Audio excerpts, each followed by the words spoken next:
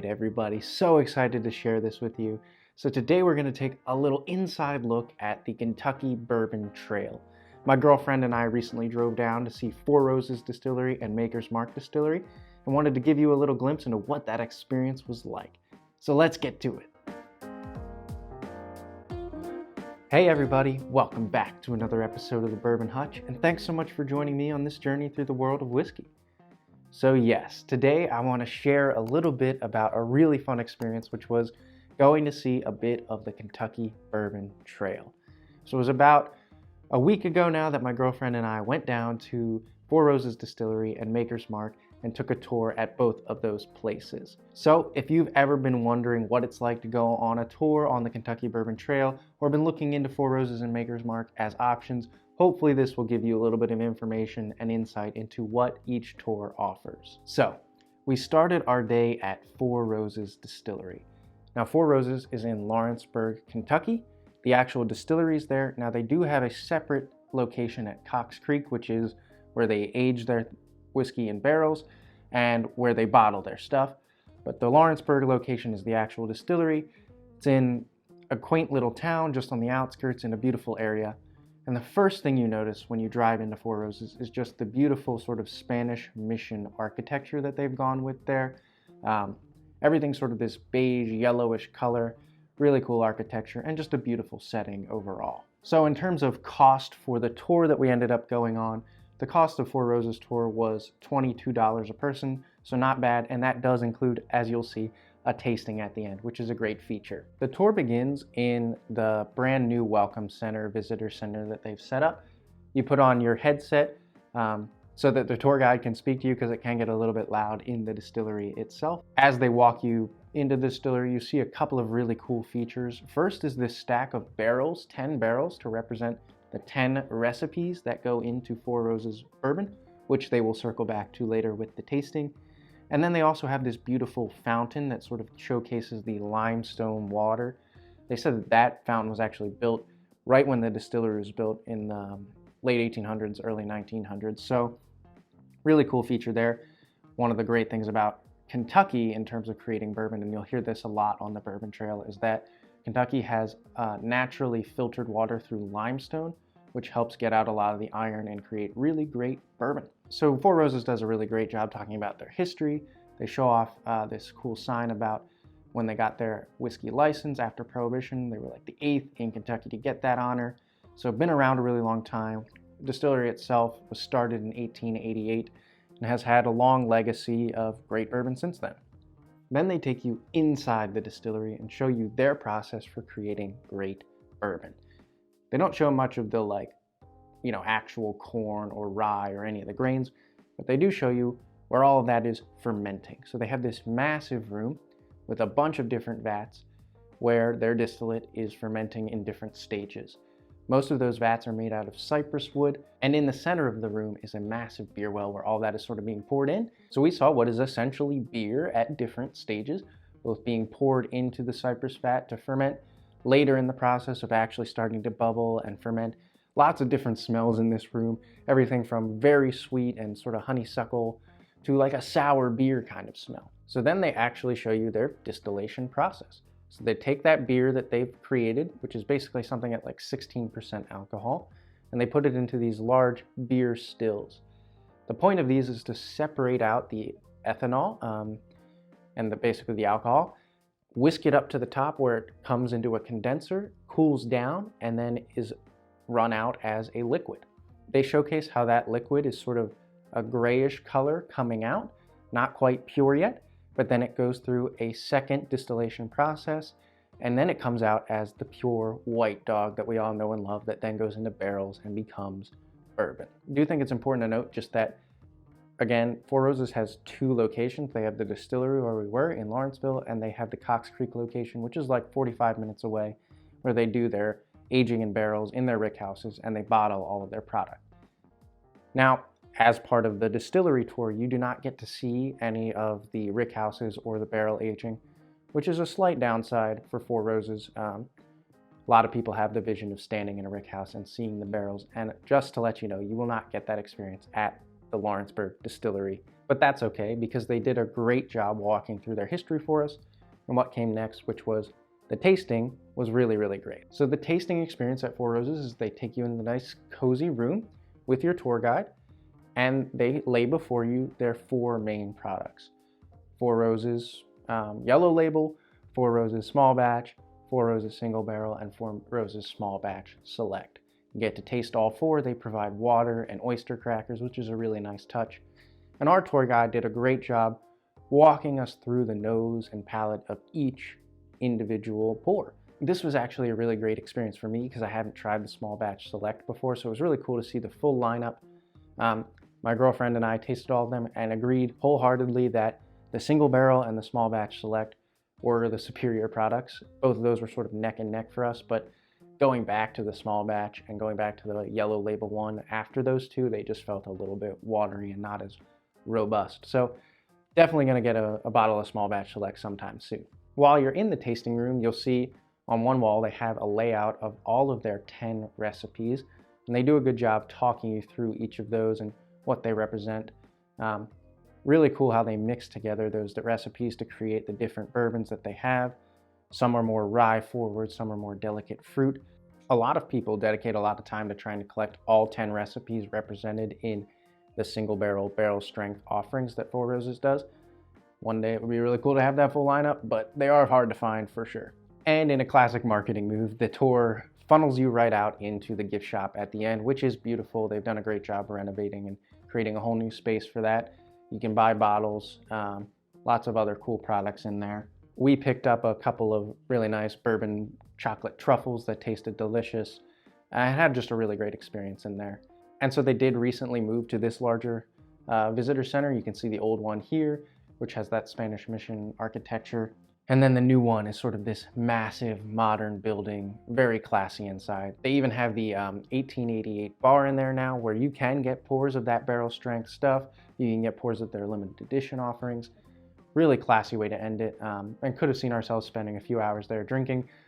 Couldn't do that because we had to move on to Maker's Mark and drive there, but really, really nice touch at the end. All right, so that brings us into the Maker's Mark experience. Now, first thing I'll note about Maker's Mark is it is in the middle of freaking nowhere. Let's just get that out of the way. You have to take your GPS and trust it because you are out in nowhere land. Hard to find, but worth it to go. Pricing wise, the experience at Maker's Mark, just the tour around their grounds and their distillery and the tasting is $20, so not bad at all. So they have beautiful grounds overall, wonderful visitor center, a little welcome center with glass ceilings and natural light.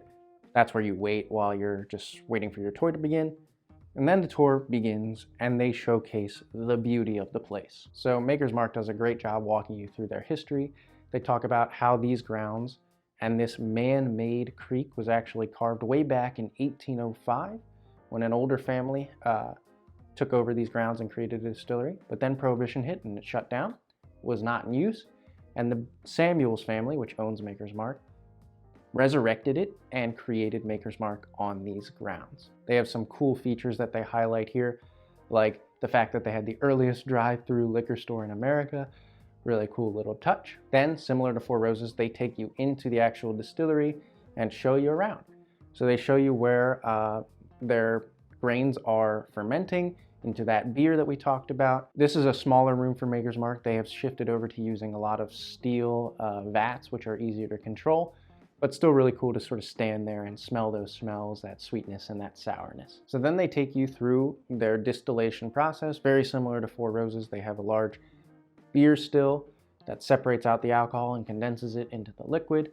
That liquid comes out a little bit gray and then is distilled again. You can see their equipment is very shiny and modern and new, and that gets distilled all the way down into the white dog that we know today. Maker's Mark does talk about how they distill at a slightly lower proof.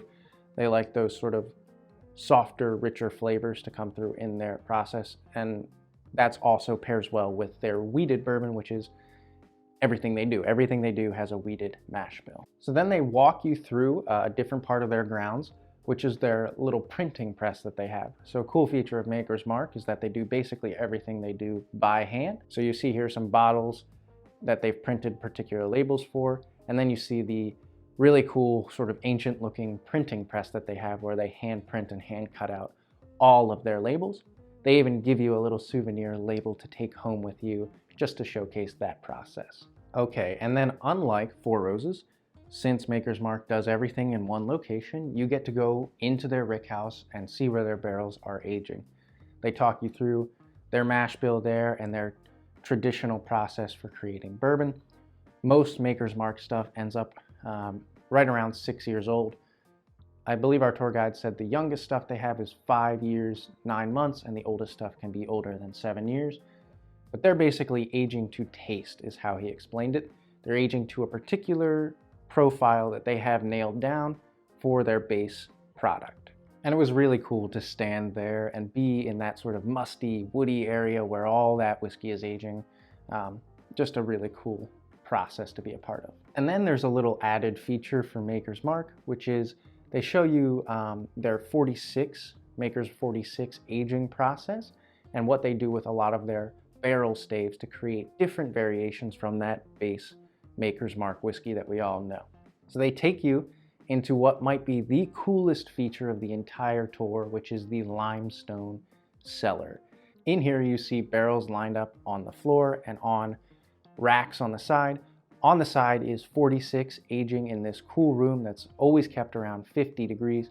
We went on a day that was right around that anyway, so they just like had the windows open and it felt normal. Cool thing is they milled out this whole room from the limestone bedrock behind it and just showcased this beautiful space for aging whiskey and extra flavor being added to their base product. Our tour guide walked us through all the barrels in the middle, which is their private select process. This is where they have a special combination of 10 staves for anybody who wants to come and do what is basically their version of a barrel pick. Instead of tasting barrels, they taste combinations of these staves, and then they actually age the whiskey for them for somewhere around 9 weeks, and then they get that barrel, and it's a particular set of flavors that they get. One thing I really wish I had gotten a picture of, but didn't notice it until it was too late, is the room where they do their barrel select tasting. They had like a whole library of all Maker's Mark experiments that you could taste and mix together. It looked like such a fantastic experience. And just like at Four Roses, your tour at Maker's Mark ends with a tasting, which is great. I think most distilleries are offering this, and it's such a nice touch. So we tasted 5 different products from Maker's Mark. We tasted the regular Maker's Mark, we tasted 101, we tasted cask strength, we tasted 46, and we tasted a private select that the staff there at Maker's Mark had actually created. The tasting room itself is gorgeous, has some really nice artwork, and our tour guide did a great job walking us through all of the different flavors and noses that we were tasting. So in terms of the tasting, again, my girlfriend and I, we sort of gravitated toward the stuff that was a little bit more punchy, more viscous. So we really liked the cask strength, really liked that private select that they had curated for us. Really liked the 101. I hadn't had the 101 before and thought it was great. So Maker's Mark just does a good job there with their tasting, showcasing all of their different flavors and offerings. 46 is definitely the sweetest and most approachable, so if you're looking for a place to start, I'd probably recommend that. Then, as the tour concludes, you walk out of the tasting room, back toward the gift shop, through this hallway that has a beautiful piece of artwork on the ceiling, showcasing a lot of Maker's Mark history and sort of their core identity. Really nice touch at the end. Since it was Women's History Month, we saw a little portrait of Margie Samuels, the woman who was in charge of basically all the bottling and presentation of Maker's Mark and that homemade feel. So then we made it out into the gift shop, where they have what admittedly is a little bit of a gimmick, but they allow you to purchase your own bottle to dip into the red wax and really become a part of the process of creating something at Maker's Mark. So I bought a bottle of the Maker's Mark 101 to dip, put it in the red wax, turned it a couple of times. Wasn't the fastest, wasn't the best effort overall, but had a really fun time with it. And it's a memory that I'll take with me from that experience for sure. So I actually have that bottle here. It comes in a beautiful black box, basically to showcase that you were at the distillery and got a nice product. And here you go. Here's my little attempt at red wax. It's basically got one long drip and nothing much else, but really cool experience. Absolutely loved the tour at Maker's Mark and what beautiful grounds they do have there. So overall, the experience at Four Roses and Maker's Mark were both great in their own way. Both had really good tastings, Both have beautiful gift shops to experience.